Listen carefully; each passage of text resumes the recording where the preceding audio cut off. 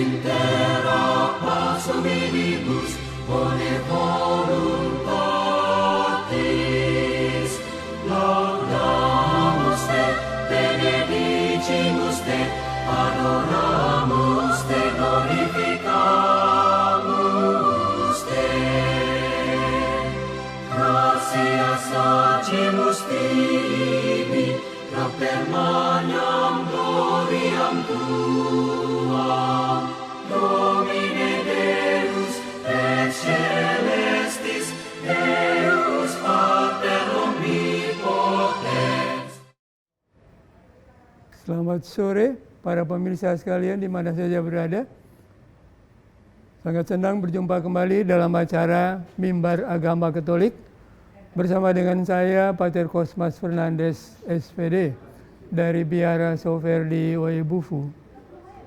Sore ini kita akan merenungkan tema konsekuensi dan imbalan kemuridan berdasarkan Injil Matius pasal 10 ayat 37 sampai dengan 40.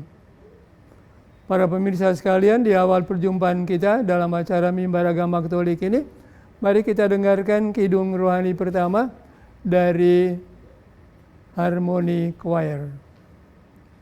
Et intera pars hominibus bone voluntatis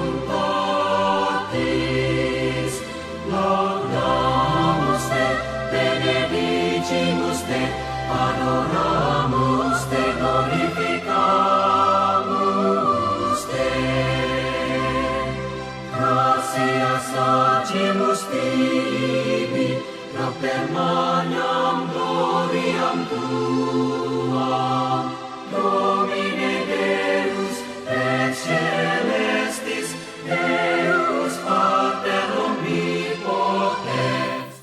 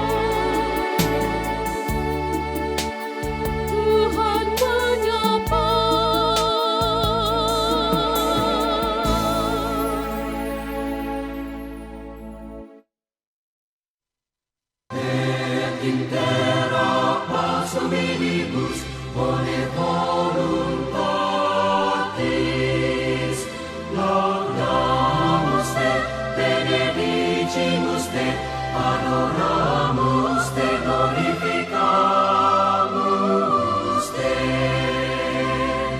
gratias agimus tibi propter magnam gloriam tuam Domine Deus et celestis Deus Pater omnipotens. Para pemirsa sekalian, di mana saja berada, sesudah kita mendengarkan kidung perdana Tuhan Menyapa, mari kita siapkan hati kita untuk berdoa dan kemudian kita akan dengarkan bacaan Injil. Kita tandai diri kita dengan tanda kemenangan Kristus dalam nama Bapa dan Putra dan Roh Kudus. Amin. Ya Allah, Bapa yang Maha Pengasih dan Penyayang, kami bersyukur kepadamu karena Engkau memberikan kami waktu sore ini untuk sama-sama merenungkan tema konsekuensi dan imbalan kemuridan. Kami mohon kepadamu semoga Engkau menghadirkan Roh-Mu sendiri untuk ada bersama-sama dengan kami, menyertai kami sekalian, para petugas, para kru TVRI, anggota Harmony Choir, para pemirsa sekalian di mana saja berada, dan hamba-Mu sendiri sebagai seorang pengkhotbah. Tuhan, hadirkanlah selalu dan sertailah kami selalu, karena kami yakin di mana 2 atau 3 orang berkumpul atas nama-Mu, Engkau senantiasa hadir bersama-sama dengan kami. Doa ini kami sampaikan kepadamu dengan perantaraan Kristus Tuhan kami. Amin. Mari kita dengarkan bacaan Injil. Semoga Tuhan beserta kita sekarang dan selama-lamanya. Inilah Injil Yesus Kristus menurut Santo Matius. Demikianlah. Injil Matius pasal 10 ayat 37 sampai dengan 42. Barang siapa mengasihi bapa atau ibunya lebih daripadaku, dia tidak layak bagiku. Dan barang siapa mengasihi anaknya laki-laki atau perempuan lebih daripadaku, dia tidak layak bagiku. Barang siapa tidak memikul salibnya dan mengikuti aku, dia tidak layak bagiku. Barang siapa mempertahankan nyawanya, dia akan kehilangan nyawanya. Dan barang siapa kehilangan nyawanya karena aku, dia akan memperolehnya. Barang siapa menyambut kamu, dia menyambut aku. Dan barang siapa menyambut aku, dia menyambut dia yang mengutus aku. Barang siapa menyambut seorang nabi sebagai nabi, dia akan menerima upah nabi. Dan barang siapa menyambut seorang benar sebagai orang benar, dia akan menerima upah orang benar. Dan barang siapa memberi air sejuk secangkir saja pun kepada salah seorang yang kecil ini, karena dia muridku, aku berkata kepadamu, sesungguhnya dia tidak akan kehilangan upahnya daripadanya. Demikianlah Injil Tuhan. Terpujilah Kristus. Para pemirsa sekalian di mana saja berada, sesudah kita panjatkan doa singkat dan kemudian mendengarkan bacaan Injil dari penginjil Yohanes, mari kita rehat sejenak, mendapatkan inspirasi lagi dari lagu yang kedua dari Harmony Choir. Et intera pars hominibus bone voluntatis laudamus te benedicimus te adoramus te glorificamus te gratias agimus tibi propter magnam gloriam tuam Domine Deus et celestis Deus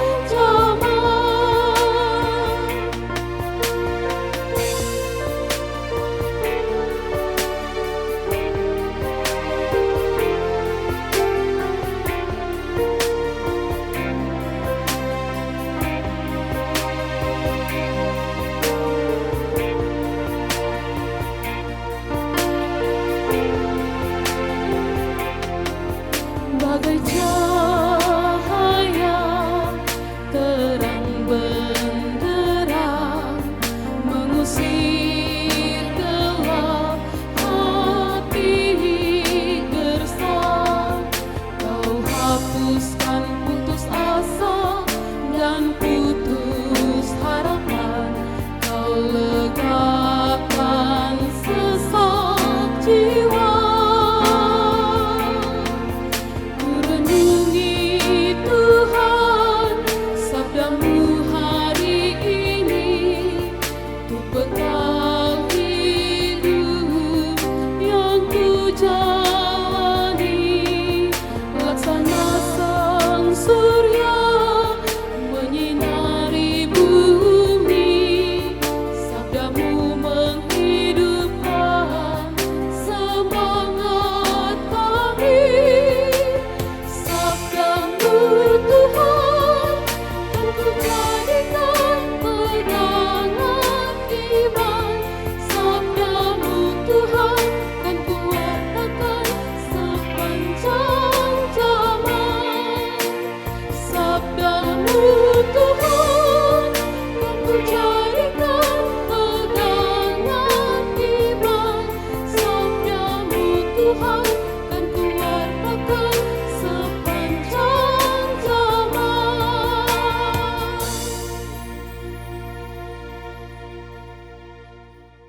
Et intera pax hominibus bone voluntatis laudamus te, benedicimus te, adoramus te, glorificamus te. Gratias agimus tibi, propter magnam gloriam tuam, Domine Deus et celestis, Deus Pater omnipotens. Para pemirsa sekalian di mana saja berada, kita masuk ke bagian pertama dari refleksi kita tentang tema konsekuensi dan imbalan kemuritan. Ada 3 kata yang perlu kita perjelas. Saya mulai dari kata yang paling belakang, kata kemuritan. Kemuritan sebenarnya terjemahan dari bahasa Inggris. Saya biasanya bilang bahasa Kupang. Dari kata discipleship, kemuritan. Kata ini menunjuk pada orang-orang yang menjadi pengikut dari orang lain, atau juga murid-murid yang berguru pada seseorang. Sebagai orang yang bekerja dalam dunia pendidikan, kata murid memang tidak asing lagi. Kalau kita bicara tentang murid, itu berarti murid yang datang, dia tahu apa yang sebenarnya menjadi persyaratan awal ketika bergabung dalam keguruan seseorang.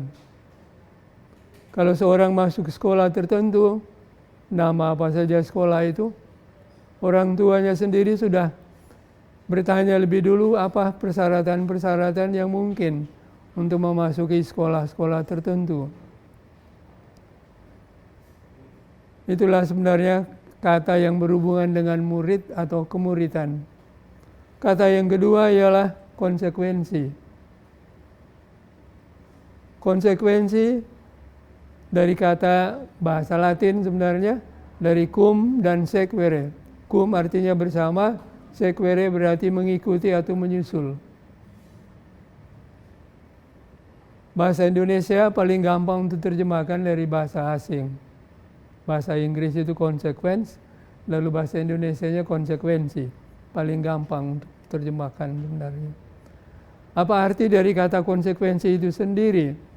Menurut saya konsekuensi adalah hasil akhir atau dampak yang diperoleh karena membuat suatu pilihan tertentu. Sebagai contoh misalnya, 2 orang muda yang sedang memadu cinta lalu memutuskan untuk menikah. 2 orang ini setelah berjanji untuk menikah, mereka sudah tahu kalau tinggal bersama, hidup bersama dalam satu rumah, membina rumah tangga sendiri, mereka sudah tahu apa konsekuensi yang terjadi. Saya tidak jelaskan lagi konsekuensinya seperti apa. Tapi yang jelas konsekuensi itu muncul dari sebuah keputusan untuk membuat pilihan. Ada peribahasa yang pernah kita dengar, apa yang kita tanam, itulah yang kita tuai.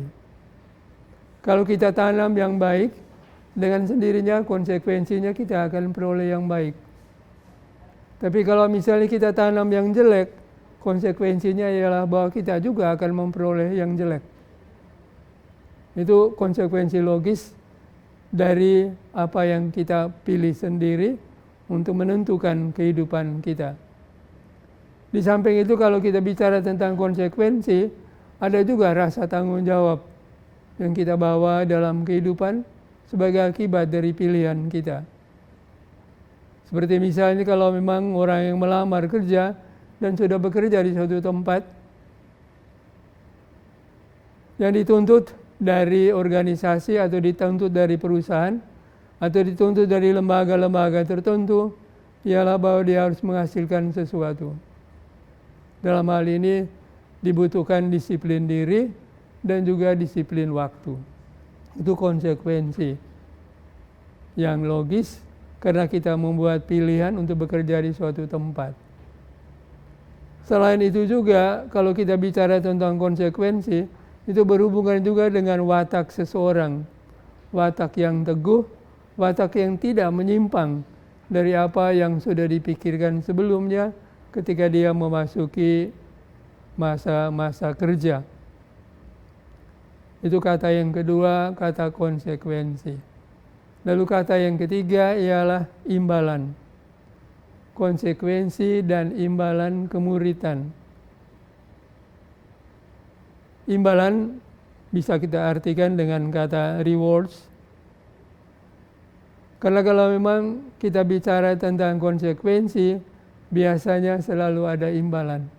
Orang yang bekerja, dia pasti berpikir juga tentang imbalan yang ada. Seringkali ketika diwawancarai orang untuk menjadi pekerja baru, dia datang untuk melamar kerja dan diwawancarai. Salah satu pertanyaan yang dilontarkan kepada dia ialah, berapa gaji yang kau harapkan?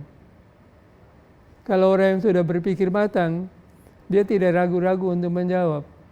Tapi kalau orang yang memang boleh dikatakan dia mau rendah hati, tapi ternyata bukan juga sebenarnya bukti kerendahan hati karena memang dia tidak tahu. Dia bilang terserah saja pada bapak atau terserah pada ibu yang mau wawancarai. Saya pikir jawaban ini juga memberikan kesan kepada pewawancara bahwa orang ini kurang paham kalau memang datang kerja harusnya diberikan imbalan. Kalau sekarang dari lembaga pemerintah kita juga punya terapan baru ialah kalau dalam bahasa asing, high performance, high payment. Artinya orang yang punya kinerja tinggi, dia juga akan dibayar tinggi. Dan itu kebanyakan juga sudah diterapkan pada perusahaan-perusahaan. Sehingga kalau memang orang yang mau masuk dalam lembaga-lembaga seperti ini, dia sudah sangat paham berapa besar imbalan yang akan dia terima. Para pemirsa sekalian yang saya kasih, inilah 3 kata yang merupakan kata kunci untuk kita dalam permenungan kita sore ini. Kompetensi dan imbalan kemuritan. Sesudah kita mendengarkan ini, nanti pada refleksi kita yang berikut, kita coba lihat bagaimana kita sebagai orang-orang beriman, khususnya kita sebagai orang-orang Katolik, melihat keadaan kita sebagai murid dan bagaimana kita berpikir tentang konsekuensi dan imbalan ketika bergabung dalam kemuritan Yesus sendiri. Sebagai rehat, mari kita berhenti sebentar sejenak dan kita dengarkan kidung rohani dari Harmony Choir. Et intera pars hominibus bone voluntatis laudamus te, benedicimus te, adoramus te, glorificamus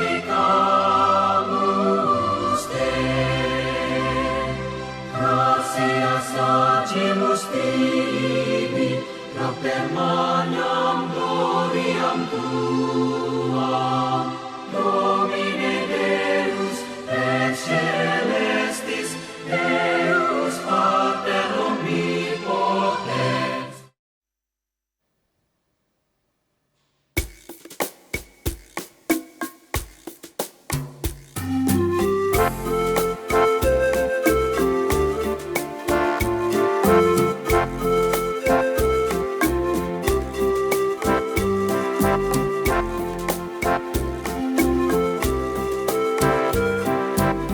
Yesus diutus Bapa di surga, ini tugasku jadi utusan.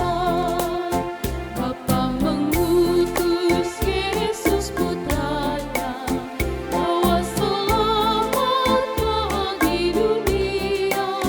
Kita diutus Yesus Sang Guru, wartakan damai bagi sesama.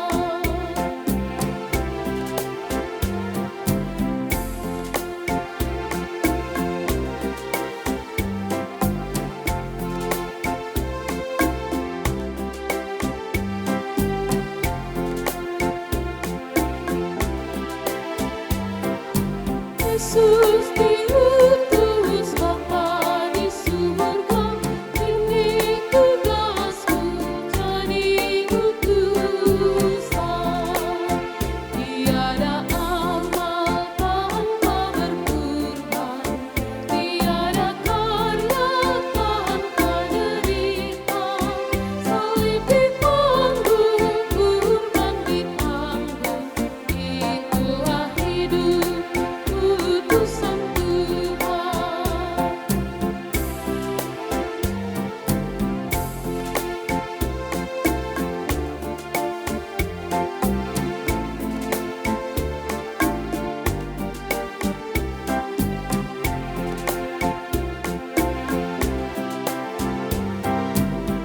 Yesus diutus Bapa di surga, ini tugasku jadi utusan. Benih yang jatuh di dalam tanah akan bertunas hingga berbuah. Kurbankan diri bagi sesama, akan membawa rahmat berlimpah.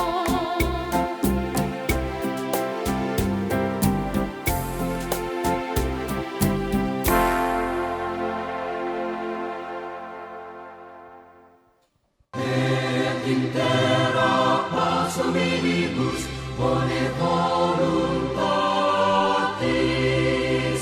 laudamus te, benedicimus te, adoramus te, glorificamus te.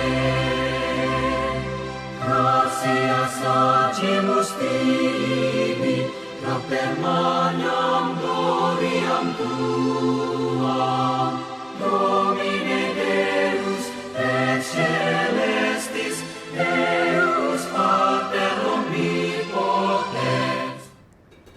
Para pemirsa sekalian yang setia dan budiman di mana saja berada, kita memasuki refleksi kita bagian yang kedua ini dengan melihat dan memaknai pesan-pesan Yesus dalam Injil yang baru kita dengar. Dari Injil Matius bab 10 ayat 37 sampai dengan 42. Saya mulai saja dari bagian yang pertama. Yesus berbicara tentang siapa yang layak menjadi muridnya. Dalam keseharian hidup kita, biasanya kita perhatikan relasi-relasi yang terjadi, relasi karena ada hubungan darah. Dan relasi hubungan darah ini menjadi sangat penting dan sangat utama. Apapun kegiatan kita, apalagi kalau memang kegiatan itu secara bersama-sama, kita mengharapkan kehadiran dari orang-orang yang punya hubungan darah. Hanya hari ini kita dengarkan sabda Yesus yang agak berbeda dari praktek-praktek kita yang sudah ada. Barang siapa mengasihi bapa atau ibunya lebih daripadaku, dia tidak layak bagiku. Atau barang siapa yang mengasihi putra atau putrinya lebih daripadaku, dia tidak layak bagiku. Saya tidak tahu bagaimana pendapat dari para pemirsa sekalian yang mengikuti permulungan kita dalam mimbar agama Katolik ini. Hemat saya, pasti kita juga akan bingung dan bertanya, ajaran Yesus ini memang tidak cocok dengan praktek hidup yang terjadi dalam keseharian hidup. Mengapa Yesus malah memikirkan bahwa hubungan keluarga itu tidak terlalu penting lagi kalau kita bergabung menjadi orang-orang Katolik, orang-orang yang berhubungan dengan Kristus sebagai murid-muridnya. Kalau pendapat kita seperti itu, mungkin saya bisa katakan bahwa pendapat ini perlu diperbaiki atau perlu direvisi. Karena Yesus tidak merendahkan relasi atau hubungan darah, tapi Yesus inginkan supaya kita memahami sungguh bahwa yang paling penting dalam relasi manusia ialah relasi dengan dirinya sendiri. Yesus harus menjadi sumber kehidupan kita. Yesus harus menjadi sumber dari kegiatan kita. Yesus harus menjadi sumber aktivitas kita. Itulah yang sebenarnya maksud Yesus ketika dia mengatakan kepada para muridnya dan juga kepada kita zaman ini bahwa kita jangan mencintai atau mengasihi orang-orang dalam rumah lebih daripada mengasihi dia sendiri. Mengasihi Tuhan, mengasihi Kristus harusnya menjadi prioritas. Dia yang harus lebih diutamakan. Itu yang pertama. Yesus harus menjadi sumber kehidupan kita. Dia yang paling utama. Lalu hal yang kedua yang dikemukakan oleh Yesus, kamu harus memanggul salib dan mengikuti aku. Banyak orang kalau berbicara tentang salib, dia bicara banyak tentang penderitaan. Dia banyak berbicara tentang keluhan-keluhan tentang penderitaan. Malah orang yang sangat setia, rajin berdoa, malah dia mengatakan begini, Pastor, kami ini sudah rajin berdoa, kami ikuti segala kegiatan rohani, tapi yang kami alami justru hal yang sangat berbeda. Kami pikir bahwa kami yang setia ini berarti bebas dari penderitaan-penderitaan. Saya biasanya jawab seperti ini. Kita ikuti Tuhan, tapi Tuhan kita ini adalah Tuhan yang menderita. Kalau memang kita ikuti Tuhan yang menderita, Dia adalah Tuhan dan Guru kita, kita yang adalah muridnya, kita adalah pengikutnya, dengan sendirinya tidak akan bebas. Seringkali umat kita itu salah berdoa. Mereka berdoa kepada Tuhan supaya Tuhan menjauhkan mereka dari penderitaan-penderitaan. Saya selalu katakan begini, itu doanya doa salah. Tuhan tidak akan kabulkan kalau kamu doanya jauhkan kamu dari penderitaan. Lalu mereka tanya, lalu doa yang benar itu seperti apa? Lalu saya katakan begini, kalau dalam kaitan dengan penderitaan ini adalah bagian dari kehidupan kita karena kita mengikuti Yesus yang menderita. Karena itu kita tidak bisa berdoa kepada Tuhan untuk jauhkan diri kita dari penderitaan. Yang pantas kita doakan kepada Tuhan ialah, Tuhan, berikanlah saya kekuatan tambahan untuk bisa mengatasi penderitaan. Itu pasti Tuhan Allah akan kabulkan. Tapi penderitaan tetap Tuhan berikan kepada kita. Dia tidak akan biarkan itu. Karena memang kita ikuti jalan-jalan dari Yesus. Jalan dari Yesus adalah jalan penderitaan. Dan itulah kehidupan kita sebagai orang-orang yang percaya kepada Tuhan. keselamatan yang kita peroleh, yang dijanjikan oleh Tuhan, itu berasal dari usaha-usaha kita dalam mengatasi dan mencari jalan keluar untuk berhadapan dengan penderitaan-penderitaan yang kita alami. Tapi tidak dengan cara kita dihindarkan dari penderitaan itu. Semakin banyak kita berdoa untuk minta Tuhan menghindari kita dari penderitaan, kita tetap akan mengalami penderitaan-penderitaan yang sama, atau malah juga penderitaan yang sama itu kita alami berulang-ulang. Pasti masing-masing kita sudah bisa lihat kembali bagaimana bentuk-bentuk penderitaan yang dialami dalam keluarga-keluarga, baik dalam relasi-relasi antar keluarga, atau juga relasi di tempat kerja, atau juga apa yang dialami. Biasanya kita alami banyak penderitaan. Semakin orang menjadi lebih setia kepada Tuhan, Tuhan malah memberikan dia banyak cobaan. Tapi kalau ingat apa yang ditulis oleh Rasul Yakobus, dia katakan bahwa Tuhan itu mencobai orang tidak lebih dari kemampuan orang untuk mengatasi. Jadi dalam hal ini Tuhan sangat memperhitungkan apa yang kita alami, apa yang kita lakukan dalam kaitan dengan kehidupan kita, dan bagaimana praktek iman kita dalam keseharian ini. Para pemirsa sekalian, itu bagian atau syarat yang kedua Yesus ajukan kepada kita, kalau kamu ikut saya, pikul salib. Lalu hal yang berikut ialah, kalau kamu ingin menyelamatkan diri kamu sendiri, kamu akan kehilangan nyawamu. Tapi yang kehilangan nyawa akan memperoleh nyawanya kembali.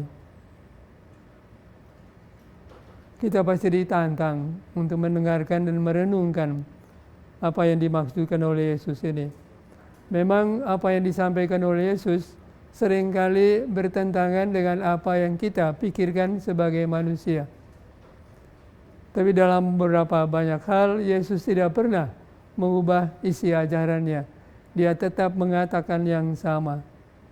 Kamu harus kehilangan nyawa untuk bisa memperoleh keselamatan yang dijanjikan. Kalau memang kita berpikir tentang diri kita sendiri, itu biasanya kita sendiri juga tidak selamat. Dalam artian kita terlalu bertindak ingat diri, kita berpikir untuk diri sendiri, kita bekerja untuk kepentingan kita sendiri, tidak berpikir tentang orang lain, itu berarti kita tidak menyangkal diri kita sendiri dalam hal ini.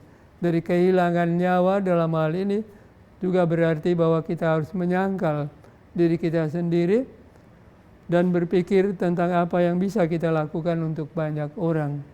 Jadi karena itu di sini kita harus membangun jaringan kasih dan juga jaringan pelayanan yang harus kita berikan kepada orang-orang lain.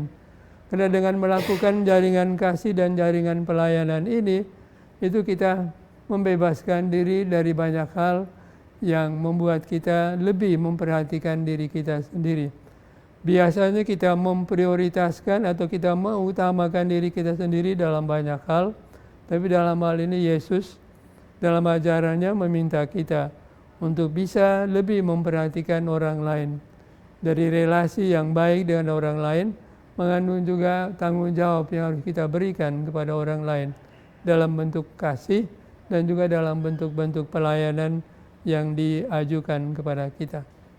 Ini 3 hal yang ketiga yang Yesus katakan kepada kita.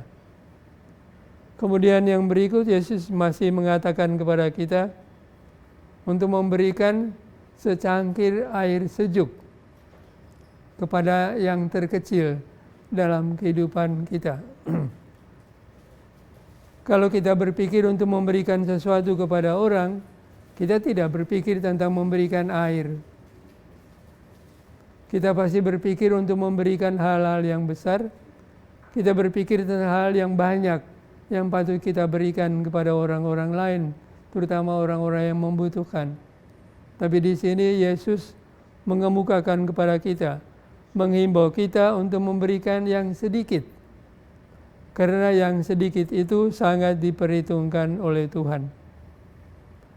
Sedikit itu memang berarti, yang kecil itu memang berarti.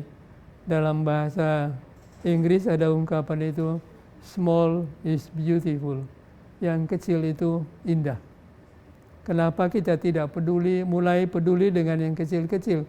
Kenapa kita berpikir tentang hal-hal besar yang sebenarnya kadang-kadang sulit untuk kita laksanakan sendiri? Jadi karena itu para pemirsa sekalian yang terkasih dalam Tuhan, apa yang dianjurkan oleh Yesus memang berlawan dengan apa yang kita pikirkan, berlawanan juga dengan apa yang kita sudah laksanakan dalam kehidupan kita sehari-hari. Karena itu ajaran Yesus, isi ajaran ini merupakan hal baru untuk kita yang kita praktekkan dalam kehidupan kita.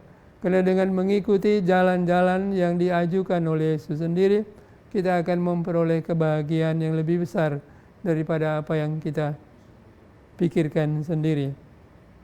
Mari kita berani untuk mengikuti jalan-jalan Tuhan. Karena apa yang kita pikirkan pasti juga akan dibantu oleh Tuhan. Seperti tadi saya katakan bahwa kita berusaha berdoa untuk hindari penderitaan dari diri kita sendiri, malah Tuhan senantiasa memberikan tambahan penderitaan untuk kita. Karena itu kita tidak perlu takut, karena Yesus pernah berjanji kepada kita, aku akan menyertai kamu sampai pada akhir zaman. Apa yang diajarkan oleh Yesus dan pesan-pesan yang Dia sampaikan kepada kita sungguh-sungguh memberikan kepada kita keberanian, inisiatif baru, dan juga semangat baru untuk bisa menjalankan apa yang dikehendaki oleh Tuhan sendiri. Karena itu, para pemirsa sekalian di mana saja berada, sesudah kita mendengarkan refleksi yang kedua dari aspek Injili ini, mari kita rehat sejenak dan kita dengarkan sekali lagi kidung rohani dari Harmoni Choir. Et intera pars hominibus bone voluntatis laudamus te, benedicimus te, adoramus te, glorificamus te. Gratias agimus tibi, per magnam gloriam tuam, Domine Deus et celestis, Deus Pater omnipotens.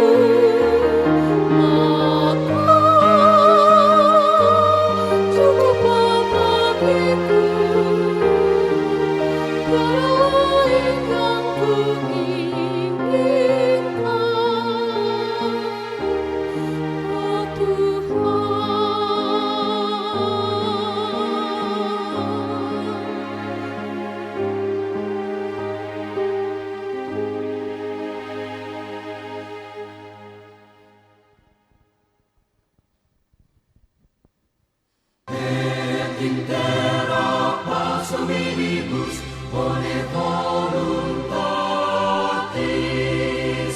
laudamus te benedicimus te adoramus te glorificamus te gratias agimus tibi per magnam gloriam tuam Domine Deus et celestis Deus Pater omnipotens. Masih tetap setia mengikuti Mimbar Agama Katolik pada sore hari ini.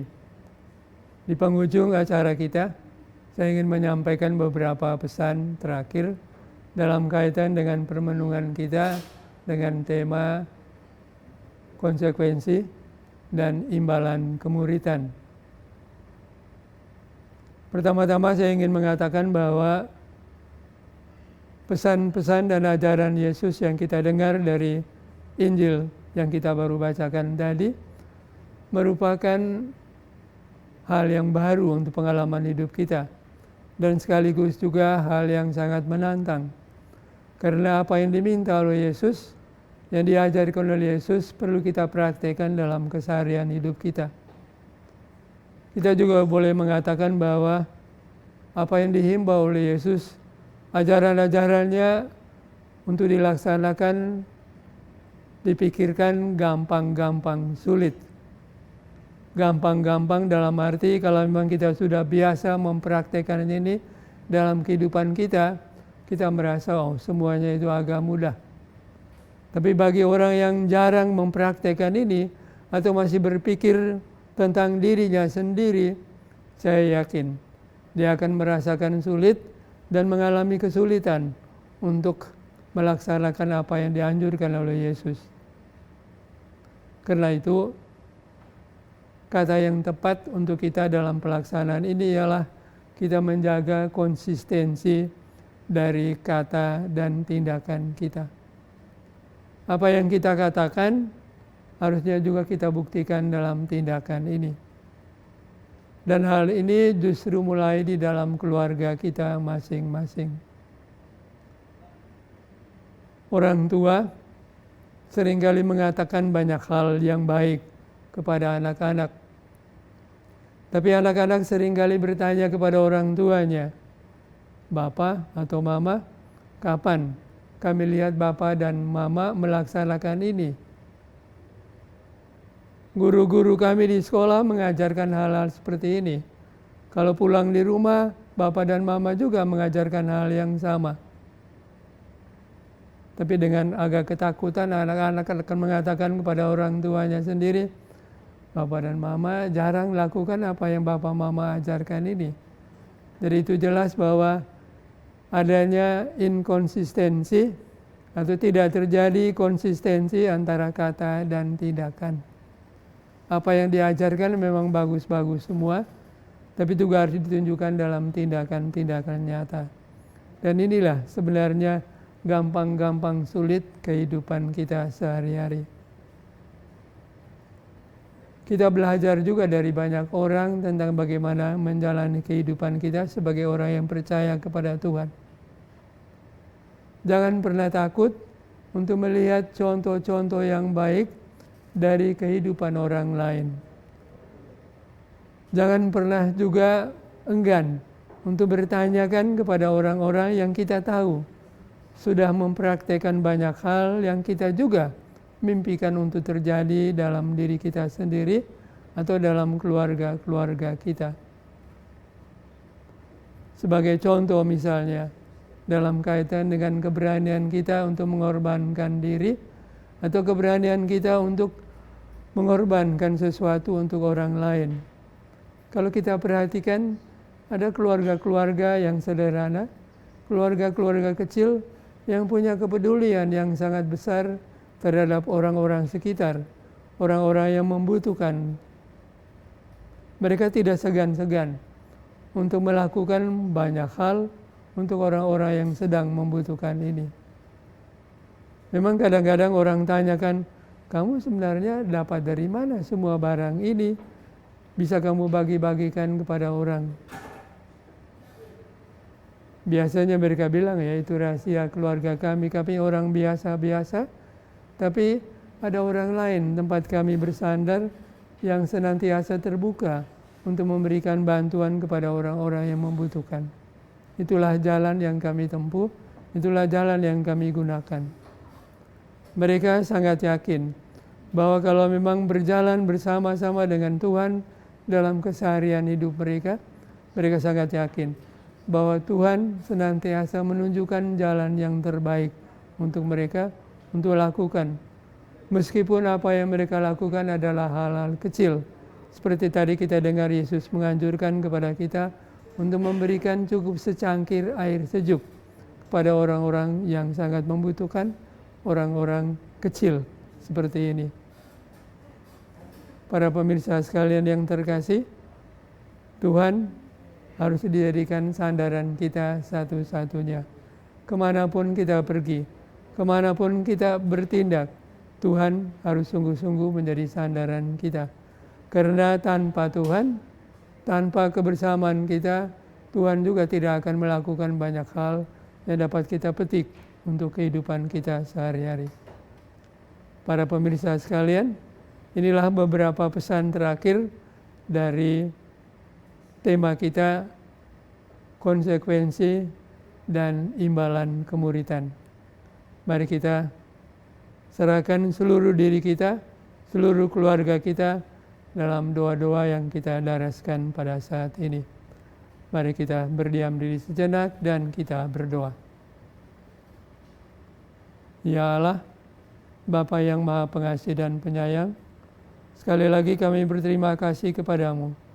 Karena Engkau telah memberikan kepada kami waktu ini yang kami gunakan untuk sama-sama merenungkan tentang ajaran-ajaran-Mu. Kami yakin Engkau adalah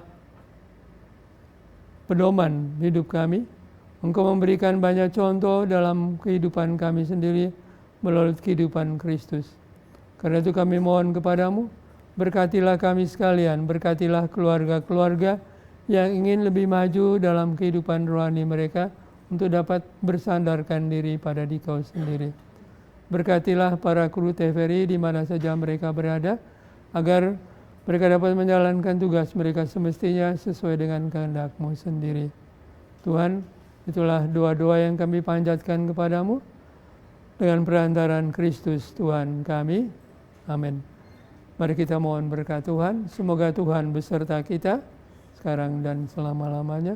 Semoga kita sekalian, orang-orang yang kita kasih di mana saja berada, diberkati oleh Allah yang Maha Kuasa, Bapa dan Putra dan Roh Kudus. Amin. Para pemirsa sekalian terkasih, terima kasih untuk kebersamaan kita. Mari kita tutup sekali lagi acara kita dengan lagu Kidung Rohani dari Harmony Choir. Terima kasih, sampai jumpa pada kesempatan berikut. Et intera pars hominibus,